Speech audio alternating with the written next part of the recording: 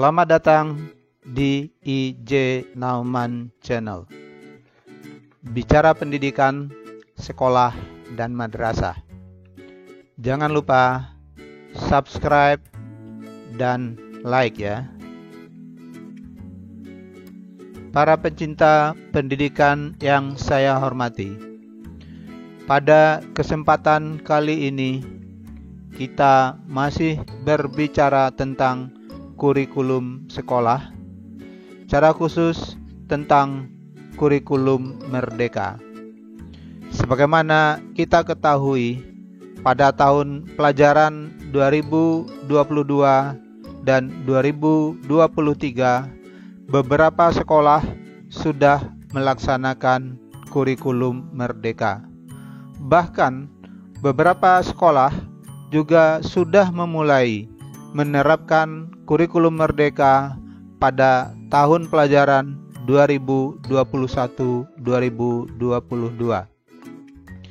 Meskipun beberapa sekolah sudah menerapkan kurikulum merdeka, mungkin saja masyarakat atau beberapa pihak atau bisa saja guru-guru pada sekolah atau madrasah yang belum menerapkan kurikulum merdeka masih ingin tahu apa sih bedanya kurikulum merdeka dengan kurikulum 2013. Atau muncul pertanyaan, apa saja yang baru pada kurikulum merdeka itu? Nah, pada kesempatan kali ini saya akan mencoba menyampaikan beberapa hal yang baru pada kurikulum merdeka.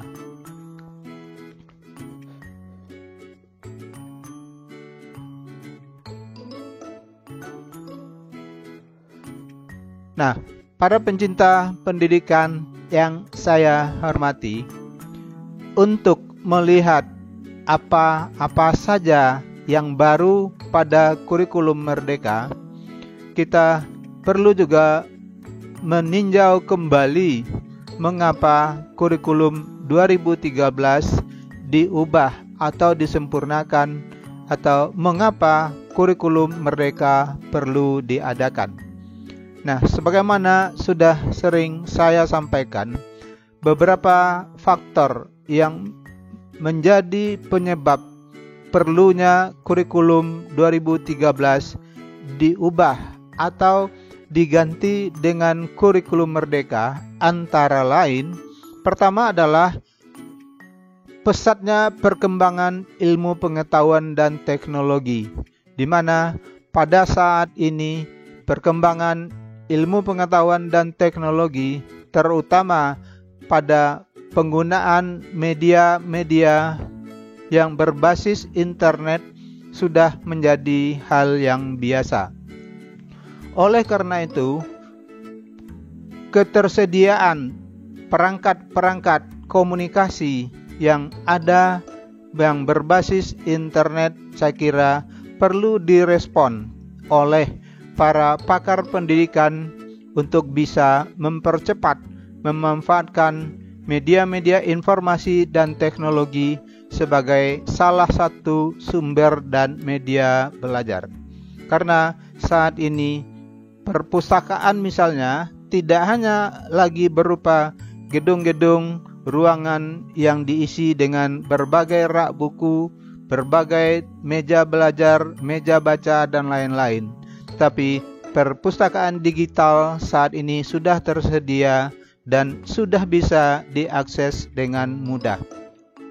Dengan adanya perangkat komunikasi berupa gawai ataupun handphone yang bisa dimiliki oleh siapa saja, dengan menggunakan gawai tersebut, para peserta didik ataupun guru bisa dengan mudah mengakses berbagai informasi, mencari jawaban terhadap sejumlah pertanyaan, baik itu yang berkaitan dengan materi pembelajaran ataupun hal-hal lainnya, hanya dengan menggunakan kata orang ujung jari saja. Karena semua informasi atau banyak informasi yang tersedia yang bisa diakses melalui internet tersebut.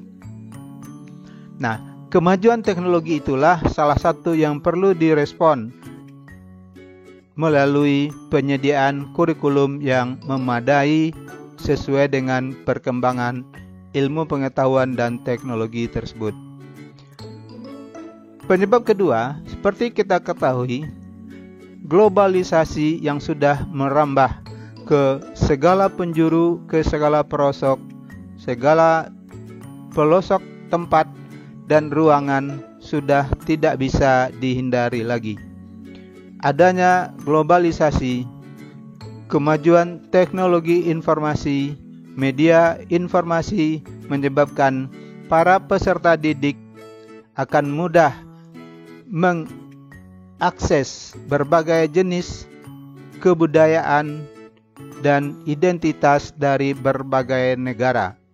Karena dengan kemajuan media informasi dan teknologi, dengan adanya globalisasi, orang mengatakan bahwa dunia sudah tanpa batas.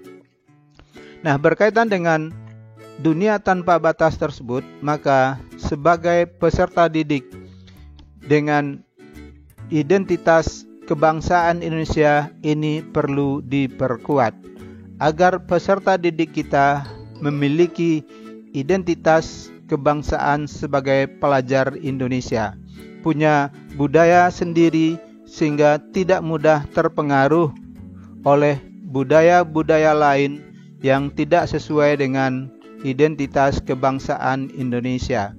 Penguatan budaya pelajar Indonesia itulah salah satu yang perlu diwadahi, yang dalam kurikulum 2013 belum secara spesifik menyebut hal yang demikian. Maka pada kurikulum Merdeka dilahirkanlah suatu kegiatan yang merupakan identitas kebangsaan dari pelajar Indonesia yang disebut dengan profil pelajar Pancasila. Kemudian secara khusus bahwa kondisi pandemi yang melanda dunia pada 2 tahun belakangan menyebabkan terjadinya berbagai shock dalam hal pembelajaran.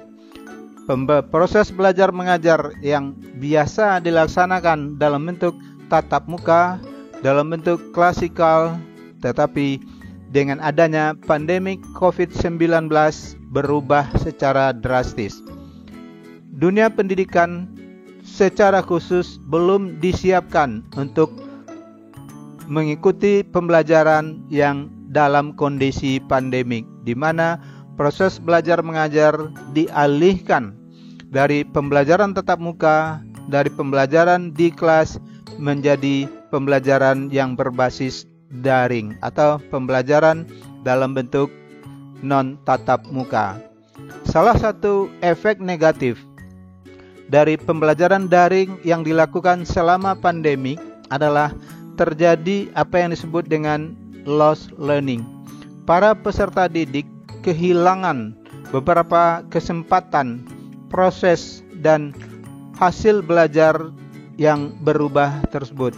Maka kondisi dari pandemi COVID-19 yang mengakibatkan terjadinya lost learning itu perlu dilakukan pemulihan pembelajaran.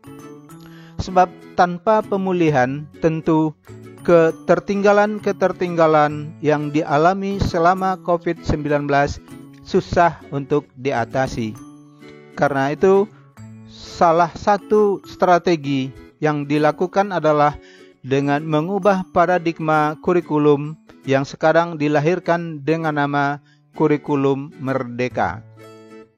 Dan faktor keempat yang menyebabkan perlunya diubah kurikulum adalah berdasarkan hasil penelitian dari berbagai lembaga internasional dan ataupun yang berskala nasional, para peserta didik kita mengalami suatu kelemahan, terutama dalam hal numerasi dan literasi.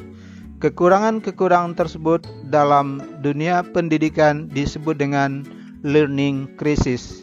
Para peserta didik kita mengalami suatu hal yang disebut dengan krisis belajar, di mana hasil atau kompetensi peserta didik kita dalam hal numerasi dan literasi sangat jauh tertinggal dibanding dengan apa yang dibutuhkan, atau apalagi jika dibandingkan dengan beberapa negara yang sudah lebih maju proses pembelajarannya. Baik, para pencinta pendidikan yang saya hormati, karena itu berdasarkan poin-poin tersebut di atas dan menelaah beberapa dokumen yang berkaitan dengan kurikulum merdeka seperti Keputusan Menteri Pendidikan, Kebudayaan, Riset, dan Teknologi nomor 262/M/2022 tentang perubahan atas Keputusan Menteri Pendidikan dan Kebudayaan, Riset, dan Teknologi nomor 56/M/2022 tentang pedoman penerapan kurikulum dalam rangka pemulihan pembelajaran, dan juga dokumen-dokumen lain seperti tanya jawab tentang kurikulum merdeka, tanya jawab beberapa materi tentang pedoman atau panduan pelaksanaan proyek penguatan profil pelajar Pancasila. Berdasarkan dokumen-dokumen tersebut dan kita mencoba membandingkan dengan kurikulum 2013, saya mencatat beberapa hal yang baru pada kurikulum merdeka, antara lain: pertama, pembelajaran intrakurikuler yang beragam. Salah satu perubahan yang sangat mendasar yang terjadi atau terdapat pada kurikulum merdeka adalah adanya pembelajaran intrakurikuler yang beragam. Pembelajaran intrakurikuler yang beragam secara umum bisa ditafsirkan bahwa untuk mencapai penguasaan atau kompetensi dalam hal-hal tertentu, para peserta didik dapat mempelajarinya atau melakukan proses belajarnya beragam sesuai dengan kondisi dan media yang dia miliki. Jadi, kita juga bisa menafsirkan bahwa pembelajaran intrakurikuler yang beragam adalah suatu perubahan dari pembelajaran konvensional di mana pembelajaran terikat di dalam sebuah ruangan kelas yang disekat-sekat dengan satu orang guru dan beberapa peserta didik mengikuti proses pembelajaran yang sama. Tetapi dengan adanya kurikulum merdeka, peserta didik tidak hanya atau tidak lagi pembelajarannya terbatas pada ruangan kelas seperti yang konvensional, tetapi peserta didik bisa saja mempelajari, mendalami materi-materi yang ada dengan memanfaatkan berbagai media informasi yang tersedia, terutama yang berbasis internet.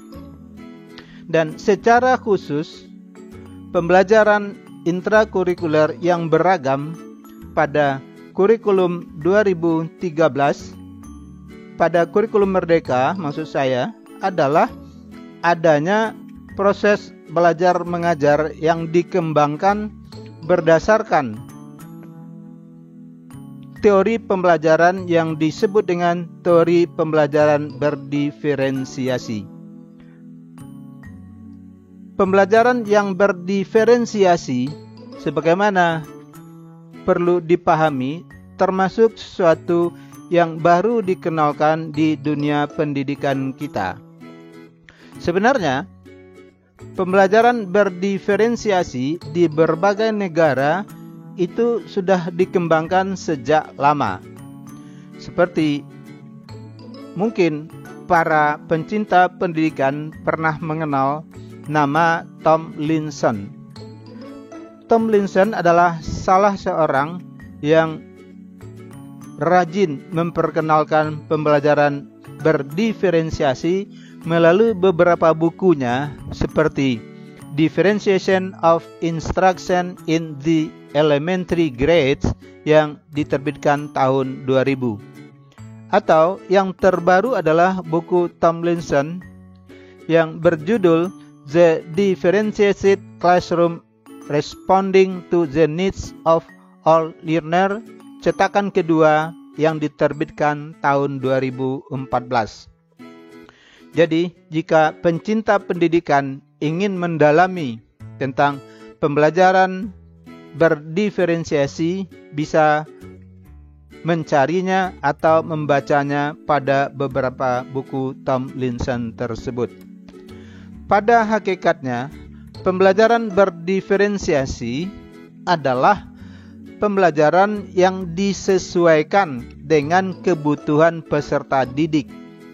Artinya, peserta didik yang berada di dalam suatu kelas, katakanlah jumlahnya 30 orang atau 32 orang atau 36 orang, kebutuhan mereka itu tentu tidak sama karena mereka bukanlah produk dari suatu pabrik yang homogen.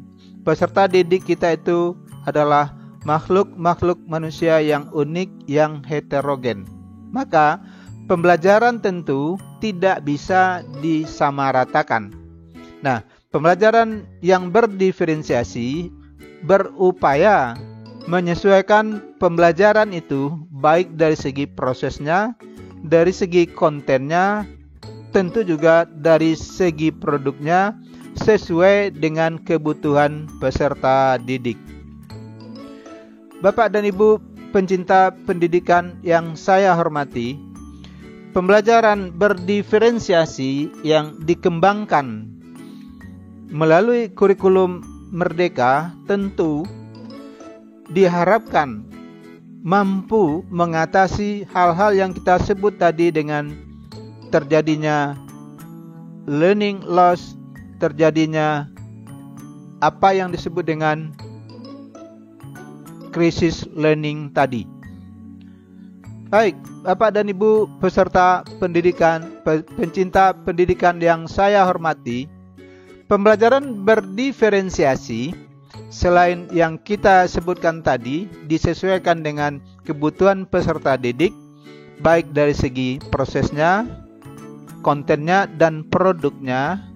Pada prinsipnya, proses belajar mengajar yang menganut paham berdiferensiasi adalah yang memberikan berbagai cara kepada peserta didik untuk memahami informasi atau untuk menguasai kompetensi baru yang berdasarkan atau disesuaikan dengan antara lain adalah minat peserta didik itu. Artinya setiap peserta didik, misalnya kita ambil yang 32 orang itu, tentu minatnya tidak sama. Kemudian disesuaikan juga dengan profil belajar peserta didik. Sebab berdasarkan teori-teori pembelajaran, profil belajar peserta didik itu mungkin bervariasi. Ada peserta didik yang profil belajarnya audio visual, ada yang profil belajarnya adalah kinestetik, dan lain-lain.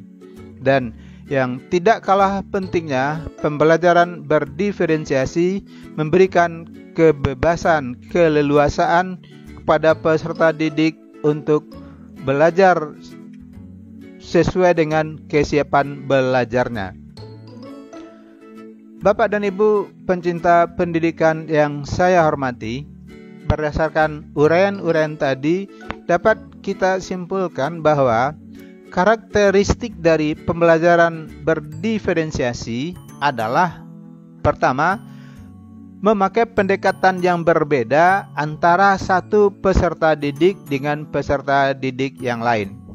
Artinya, asumsi-asumsi yang digunakan, pendekatan yang digunakan antara satu peserta didik dengan peserta didik yang lain tentu tidak sama. tentu sesuai dengan minat mereka, sesuai dengan profil belajar mereka, dan sesuai dengan kesiapan belajar mereka. Nah, kemudian selain memakai pendekatan yang berbeda, juga pembelajaran berdiferensiasi juga melaksanakan proses yang berbeda. Karena kalau misalnya profil belajar siswa peserta didik yang satu dengan yang lainnya berbeda, tentu proses pembelajarnya tentu diusahakan disesuaikan dengan profil belajarnya. Nah, akibat dari perbedaan dari segi proses tadi, perbedaan dari segi konten belajarnya, tentu produk yang dihasilkan dari proses belajar mengajarnya tentu tidak seragam, disesuaikan dengan hal-hal yang sudah kita bicarakan tadi.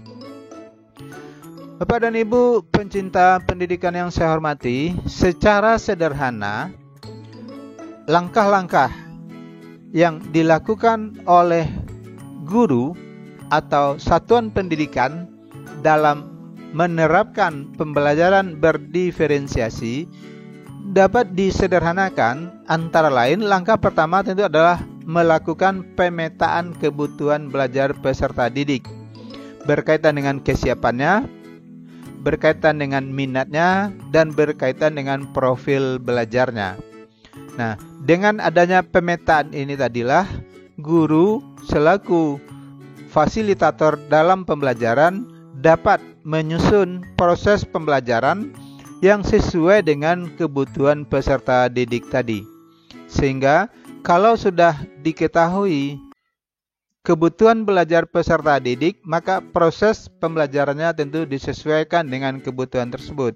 Dan yang ketiga, penggunaan strategi berdiferensiasi disesuaikan pada 3 hal. Pertama, pada konten atau materi yang harus dipelajari oleh peserta didik. Kemudian proses pembelajarannya tentu sesuai dengan profil belajarnya, dan tentu produk atau hasil belajar yang diinginkan, yang ingin dicapai tentu sesuai dengan konten dan proses yang sudah diikutinya. Artinya, produk yang diharapkan dari masing-masing peserta didik tidaklah seragam. Nah, secara khusus nanti tentang pembelajaran yang berdiferensiasi ini akan saya ulas pada video berikutnya. Baik, Bapak dan Ibu pencinta pendidikan yang saya hormati, perubahan yang baru yang mendasar yang kedua pada kurikulum Merdeka adalah adanya proyek penguatan profil pelajar Pancasila sebagai kegiatan ko-kurikuler di kalangan guru-guru dan satuan pendidikan yang baru yang kedua ini sering dikenal dengan sebutan P5 atau singkatan dari Proyek Penguatan Profil Pelajar Pancasila.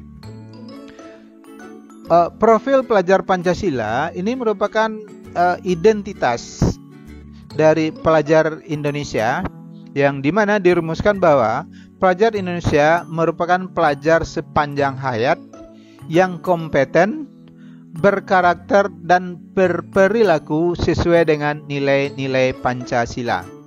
Jadi, prinsip-prinsip pelajar Pancasila adalah pelajar sepanjang hayat atau long life education, kemudian yang berkompeten, berkarakter, dan berperilaku sesuai dengan nilai-nilai Pancasila. Karena sebagaimana kita ketahui, Pancasila adalah the way of life dari bangsa Indonesia. Secara tegas dirumuskan bahwa profil pelajar Pancasila itu memiliki 6 dimensi. Jadi ini adalah semacam penguatan. Tentu dimensi-dimensi yang lain tetap dipelihara, tetapi pada profil pelajar Pancasila itu dimensi pertamanya adalah pelajar Pancasila itu adalah pelajar yang beriman, bertakwa kepada Tuhan Yang Maha Esa, dan berakhlak mulia. Dimensi yang kedua, pelajar Indonesia itu adalah pelajar yang berkebinekaan global. Artinya terdiri dari berbagai-bagai berbineka, namun kita tetap adalah suatu kesatuan yang dalam kehidupan dunia yang mengglobal. Kemudian dimensi ketiga, pelajar Indonesia itu adalah pelajar yang mampu hidup bergotong royong. Dan dimensi yang keempat, dari profil pelajar Pancasila, artinya pelajar Indonesia itu adalah pelajar yang punya karakter mandiri. Dan dimensi kelima, dari profil pelajar Pancasila, maka pelajar Indonesia itu adalah pelajar yang memiliki atau bernalar kritis. Dan yang keenam, dimensi keenam dari profil pelajar Pancasila adalah pelajar yang kreatif. Peserta pencinta pendidikan yang saya hormati, berkaitan dengan penguatan profil pelajar Pancasila, perlu dipahami bahwa kegiatan P5 ini merupakan kegiatan co-kurikuler. Artinya, sebuah kegiatan yang wajib dilakukan oleh semua peserta didik. Bedanya dengan kurikulum sebelum kurikulum merdeka adalah kalau pada kurikulum sebelum kurikulum merdeka, kegiatan co-kurikuler juga sudah pernah dilaksanakan, cuma bedanya adalah pada kurikulum yang sebelumnya kegiatan co-kurikuler melekat pada mata pelajaran. Jadi kegiatan co-kurikuler diberikan oleh guru mata pelajaran dalam rangka menunjang kegiatan intrakurikuler dari mata pelajaran tersebut. Sedangkan pada kurikulum merdeka, kegiatan penguatan profil pelajar Pancasila ini adalah kegiatan co-kurikuler yang sifatnya lintas mata pelajaran. Jadi dia tidak terikat pada satu mata pelajaran, maka tugas yang diberikan itu adalah bisa berkaitan dengan beberapa mata pelajaran. Karena itu dia terlepas dari satu mata pelajaran, maka dia disebut bersifat lintas mata pelajaran. Dan kekhususannya lagi, kegiatan penguatan profil pelajar Pancasila ini diberi bobot antara lain untuk SD dan MI. Bobot kegiatan co-kurikulernya atau penguatan profil pelajar Pancasila ini diberi bobot 20% dari beban belajar per tahun. Jadi, waktu yang disediakan ataupun nilai nanti yang akan diberikan itu adalah 20% dari beban belajar per tahun. Kemudian untuk SMP dan Madrasah Sanawiyah, bobot kegiatan co-kurikuler penguatan profil pelajar Pancasila ini adalah 25% dari beban belajar per tahun. Nanti kita akan jelaskan apa yang dimaksud dengan beban belajar per tahun. Sedangkan untuk SMA, Madrasah Aliyah, SMK, dan Madrasah Aliyah Kejuruan, bobot dari kegiatan penguatan profil pelajar Pancasila ini adalah 30% dari beban belajar per tahun. Nah, secara khusus mungkin bisa ditambahkan bahwa kegiatan co-kurikuler atau penguatan profil pelajar Pancasila ini dilaksanakan dalam bentuk project based learning. Artinya semacam proyek yang dilaksanakan oleh para peserta didik dalam bentuk kegiatan kelompok atau mungkin mirip-miriplah dengan penelitian kecil-kecilan. Jadi yang mana intinya nanti fokusnya bukan pada konten. Nah, berbedanya dengan penelitian tentu bukan pada kontennya, tapi lebih difokuskan kepada proses dalam rangka pembentukan penguatan profil pelajar Pancasila. Secara khusus nanti profil pelajar Pancasila dan bagaimana pelaksanaan atau panduan pelaksanaan kegiatan penguatan profil pelajar Pancasila akan kita sajikan pada video-video lain. Bapak dan Ibu pencinta pendidikan yang saya hormati, secara khusus dapat dijelaskan sesuai dengan panduan yang diberikan bahwa dari dimensi-dimensi profil pelajar Pancasila itu kemudian dijabarkanlah peserta didik harus menetapkan topik-topik yang akan dijadikan proyeknya. Karena seperti tadi disampaikan, penguatan profil pelajar Pancasila ini dilaksanakan dalam bentuk project based learning. Nah, peserta didik menentukan topiknya dari tema yang disediakan. Artinya, pemerintah atau kurikulum sudah menetapkan beberapa tema yang bisa dipilih oleh peserta didik untuk menetapkan topik dari proyek penguatan profil pelajar Pancasilanya. Tema-tema yang disediakan itu ada 8. Ada yang pertama tentang gaya hidup, yang kedua tentang kearifan lokal, yang ketiga tentang Bhinneka Tunggal Ika, keempat tentang bangunlah jiwa dan raganya, tema kelima suara demokrasi, tema keenam rekayasa dan teknologi, tema ketujuh kewirausahaan, dan tema kedelapan tentang kebekerjaan. Seperti tadi sudah saya sampaikan secara khusus tentang proyek penguatan profil pelajar Pancasila akan kita bahas secara detail pada video berikutnya, pada video yang lain. Bapak dan Ibu pencinta pendidikan yang saya hormati, perlu dipahami bahwa dalam 1 tahun ajaran, peserta didik melakukan penguatan profil pelajar Pancasila itu minimal, jadi ketentuannya minimal untuk sekolah dasar atau dan madrasah ibtidaiyah. Dalam 1 tahun, peserta didik harus melakukan 2 proyek penguatan profil pelajar Pancasila dengan 2 tema yang berbeda. Nanti diatur oleh satuan pendidikan, mungkin untuk 1 semester 1 proyek dengan 1 tema, dan pada semester berikutnya 1 proyek lagi dengan tema yang berbeda. Sementara untuk SMP dan MTS itu peserta didik wajib melaksanakan 3 proyek penguatan pelajar Pancasila dengan tema yang berbeda. Jadi 3 proyek dengan 3 tema yang berbeda. Nanti sekolah yang mengatur, satuan pendidikan yang mengatur, mungkin pada semester ini 2 proyek dengan 2 tema berbeda. Semester berikutnya 1 proyek dengan tema yang berbeda pada semester sebelumnya.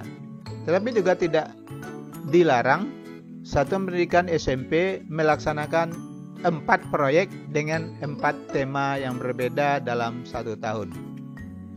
Nah, berikutnya untuk SMA dan madrasah aliyah diatur sebagai berikut, yaitu untuk kelas 10. Jadi untuk kelas 10 atau kelas 1 SMA dan MA itu wajib melaksanakan 3 proyek dengan tema yang berbeda. Jadi mirip atau sama dengan kelas 7, 8, 9 di SMP dan MTS. Sementara jika sudah memasuki kelas 11 dan kelas 12, peserta didik hanya diwajibkan melaksanakan 2 proyek dengan 2 tema yang berbeda. Jadi ada pengurangan jumlah proyeknya, tentu temanya juga jadi berkurang. Sedangkan untuk SMK dan madrasah aliyah kejuruan diatur sebagai berikut, berbeda lagi dengan SMA dan MA. untuk kelas 10, jadi saya ulang, untuk kelas 10 SMK, peserta didik itu wajib melaksanakan 3 proyek penguatan profil pelajar Pancasila dengan 2 tema pilihan. Jadi 2 temanya boleh dipilih oleh peserta didik, sedangkan 1 tema itu wajib, yaitu tema kebekerjaan. Jadi 1 tema wajib artinya semua siswa kelas 10 SMK dan MAK itu akan mengerjakan proyek penguatan profil pelajar Pancasila dengan tema kebekerjaan. Sedangkan untuk kelas 11, pada kelas 11, peserta didik wajib mengerjakan 2 proyek penguatan pelajar Pancasila dengan catatan 1 tema pilihan dari 8 tema yang disediakan. Jadi siswa memilih 1 dari 7 tema, sedangkan tema wajib adalah tentang kebekerjaan. Artinya semua pelajar kelas 11 wajib melaksanakan proyek penguatan pelajar Pancasila dengan tema kebekerjaan. Sedangkan di kelas 12, peserta didik hanya diwajibkan 1 proyek penguatan pelajar Pancasila dengan tema kebekerjaan. Nah, secara khusus barangkali perlu dipahami pelaksanaan proyek penguatan pelajar Pancasila di pendidikan anak usia dini tentu berbeda dengan di persekolahan. Di pendidikan anak usia dini, proyek penguatan pelajar Pancasila tidak lagi dilaksanakan dalam bentuk project based learning, tapi tujuannya hanya untuk pengayaan wawasan dan penanaman karakter sejak dini. Tentu pengayaan wawasan tentang profil pelajar Pancasila dan penanaman karakter dini sejak dini tentang profil pelajar Pancasila. Pelaksanaannya tidak dalam bentuk project based learning, tapi dilaksanakan dalam konteks perayaan-perayaan tradisi lokal, misalnya dalam ketika perayaan Hari Besar Nasional ataupun perayaan-perayaan Hari Besar Internasional. Jadi tidak lagi diberikan tugas kepada peserta didik di PAUD, tapi dalam bentuk konteks perayaan-perayaan, mungkin dalam bentuk penggunaan pakaian, tari-tarian, dan lain-lain. Tema-tema yang disediakan, kalau untuk persekolahan mulai dari SD sampai SMK tadi ada 8 tema. Di pendidikan anak usia dini, tema yang disediakan itu adalah 1, temanya Aku Sayang Bumi. Tema kedua, Aku Cinta Indonesia. Tema ketiga, Bermain dan Bekerja Sama atau Kita Semua Bersaudara. Dan tema keempat adalah Imajinasi dan Kreativitasku. Nah, Bapak dan Ibu pecinta pendidikan yang saya hormati, tadi sudah kita jelaskan 2 hal yang sangat prinsipil yang merupakan hal baru pada kurikulum Merdeka. Saya ulang, yang pertama adalah pembelajaran yang beragam, pembelajaran intrakurikuler yang beragam, dan hal yang kedua adalah adanya proyek penguatan profil pelajar Pancasila sebagai kegiatan co-kurikuler. Ada banyak hal-hal lainnya merupakan hal yang baru dalam kurikulum Merdeka, tapi yang 2 tadi menurut saya adalah hal yang sangat prinsip. Hal-hal lainnya misalnya adalah adanya pengintegrasian sikap, keterampilan, dan pengetahuan dalam satu rumusan yang disebut dengan capaian pembelajaran. Hal ini berbeda dengan kurikulum 2013, di mana kita mengenal ada kompetensi inti dan kompetensi dasar yang dibedakan rumusannya. Untuk sikap berbeda, ada rumusan untuk pengetahuan dan ada rumusan untuk keterampilan, atau dulu dikenal dengan KI1, KI2 untuk sikap, KI3 untuk pengetahuan, KI4 dalam untuk keterampilan. Tapi pada kurikulum Merdeka, ketiga-tiganya itu kembali diintegrasikan dalam rumusan yang disebut dengan capaian pembelajaran. Hal yang baru berikutnya dalam kurikulum Merdeka, seperti tadi sudah kita sebut juga, selain adanya proyek penguatan profil pelajar Pancasila, juga terdapat hal yang baru dalam kurikulum Merdeka adalah munculnya atau lahirnya Pancasila sebagai satu mata pelajaran di setiap jenjang satuan pendidikan. Jadi ada perubahan struktur kurikulum, antara lain itu munculnya mata pelajaran Pancasila. Yang pada kurikulum 2013 tentu tidak terdapat mata pelajaran Pancasila. Yang ada mungkin pendidikan kewarganegaraan. Dan hal yang baru berikutnya, di sini saya tandai dengan yang kelima, adalah dalam penghitungan jam pelajaran per tahun. Sesuai dengan namanya, dia kurikulum Merdeka, maka satuan pendidikan diberi keleluasaan untuk mengatur jam pelajaran itu ditentukan dalam kurikulum adalah jumlah jamnya per tahun. Sekolah atau satuan pendidikan dapat mengaturnya, memodifikasinya dalam semester-semester yang tersedia. Jadi tidak tentukan dalam satu semester sekian jam pelajaran, tapi diatur dalam hitungan per tahun. Bisa saja antara satu satuan pendidikan jumlah jam pelajaran pada semester ini berbeda dengan satuan pendidikan yang lain, tetapi dia akan sama jika jumlah pelajaran itu dijumlahkan untuk 1 tahun.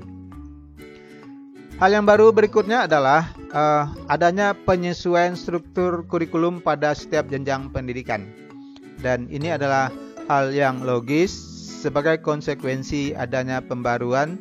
Tentu adanya penyesuaian terhadap struktur kurikulum pada kurikulum Merdeka dengan kurikulum 2013.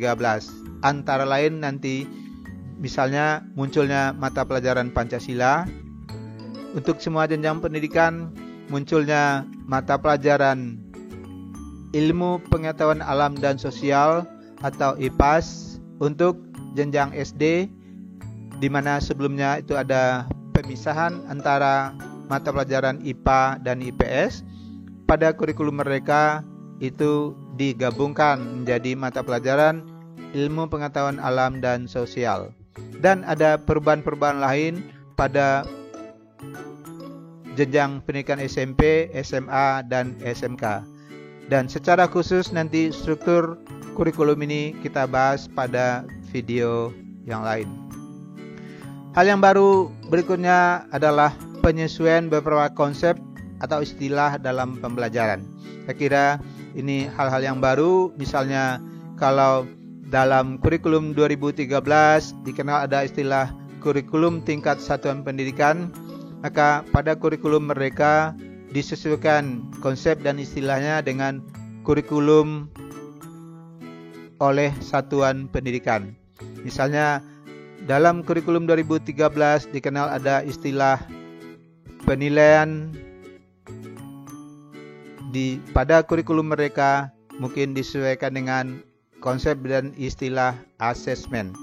Itu juga dikenalkan kembali ada penilaian sumatif dan lain-lain. Dan ada beberapa istilah yang disesuaikan atau mengalami perubahan dari kurikulum 2013 ke kurikulum Merdeka. Baiklah Bapak dan Ibu pencinta pendidikan yang saya hormati, itu antara lain beberapa hal yang baru berkaitan dengan kurikulum Merdeka. Tentu ada banyak hal-hal lain yang baru pada kurikulum Merdeka yang tidak saya bahas pada kesempatan ini.